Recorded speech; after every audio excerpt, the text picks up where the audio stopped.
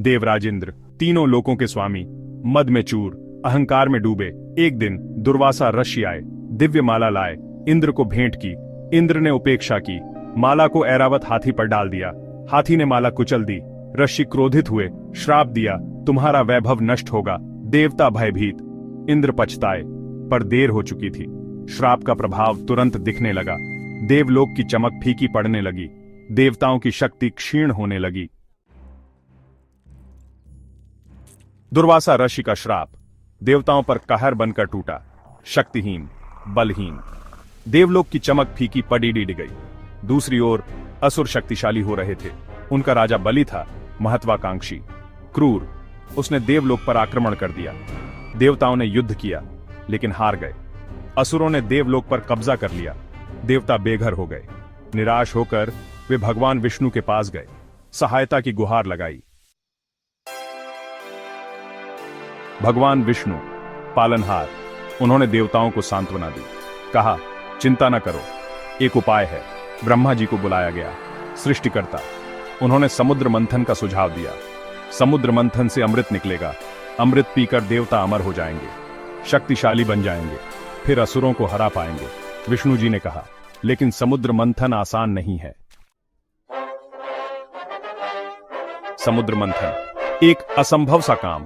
मंदराचल पर्वत को मथानी बनाया जाएगा, वासुकी नाग को रस्सी बनाया जाएगा, लेकिन इतना विशाल कार्य कौन करेगा? विष्णु जी ने कहा, हमें असुरों की मदद लेनी होगी। देवता सहमत हो गए। असुरों से समझौता हुआ। अमृत बराबर बांटा जाएगा। मंथन शुरू हुआ। देवता एक तरफ, असुर दूसरी तरफ।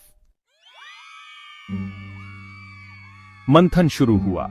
समुद्र में उथल पुथल मच गई।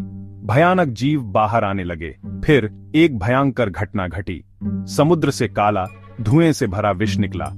हलाहल, हलाहल, इतना भयानक कि सृष्टि नष्ट हो सकती थी। देवता और असुर भयभीत हो गए। सभी ने शिव से प्रार्थना की। शिव ने विष पी लिया। सेक्शन 6, समुद्र की अनमोल देन रत्न और देवी लक्ष्मी। विष पीकर शिव नीलकंठ कहलाए। मंथन जारी रहा।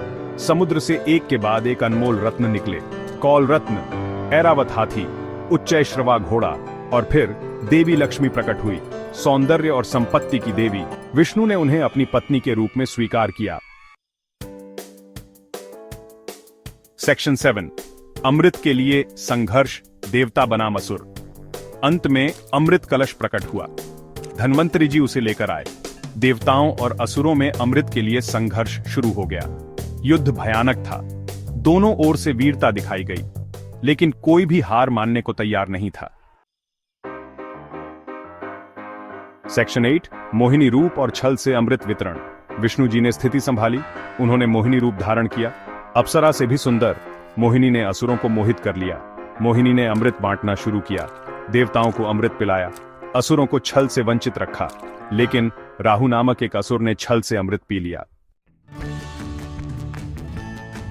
सेक्शन 9, देवासुर संग्राम, अंतिम विजय। सूर्य और चंद्रमा ने राहु को पहचान लिया। विष्णु जी ने सुदर्शन चक्र से राहु का सिर धड़ से अलग कर दिया।